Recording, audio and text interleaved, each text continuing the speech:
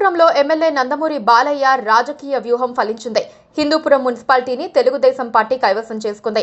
Municipal chairman గా 6వ ward councillor Ramesh Kumar ఎన్నికయ్యారు. ఆయనకు 23 ఓట్లొచ్చాయి. వైఎస్ఆర్సీపీకి 17 ఓట్లొచ్చాయి. దీంతో టీడీపీ అభ్యర్థి రమేష్ కుమార్ మున్సిపల్ చైర్మన్ అయ్యారు. ఓటింగ్ లో ఎమ్మెల్యే నందమూరి బాలకృష్ణ, ఎంపీ పార్థసారథి పాల్గొన్నారు. హిందూపురం మున్సిపాలిటీలో మొత్తం 38 మంది కౌన్సిలర్లున్నారు.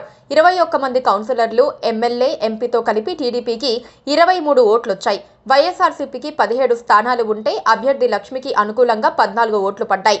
3 సభ్యులు గైర్హాజరయ్యారు. దీంతో టీడీపీకే మున్సిపల్ చైర్మన్ సీటు దక్కింది.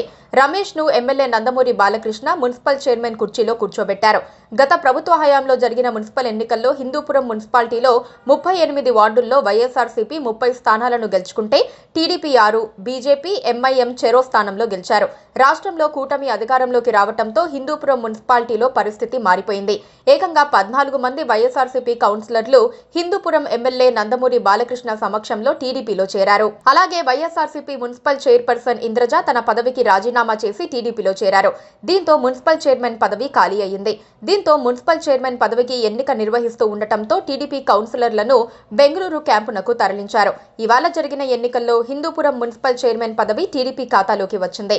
నెల్లూరు డిప్యూటీ మేయర్ పదవి తెలుగుదేశం పార్టీ ఖాతాలోకి చేరింది. తహసీన్ 29 ఓట్ల మెజారిటీతో డిప్యూటీ మేయర్గా ఎన్నికయ్యారు. ఆమెకు 41 ఓట్లు, వైఎస్ఆర్సీపీ అభ్యర్థి కరీముల్లాకు 12 ఓట్లు రాగా తహసీన్ 29 ఓట్లతో గెలిచినట్లు అధికారులు ప్రకటించారు. మరోవైపు ఏలూరు డిప్యూటీ మేయర్ల ఎన్నిక ఏకగ్రీవమైంది. ఈ 2 పదవుల్ని టీడీపీ కైవసం చేసుకుంది.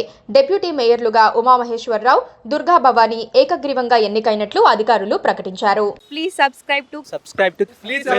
Please subscribe to KTV Telugu. KTV Telugu. KTV Telugu.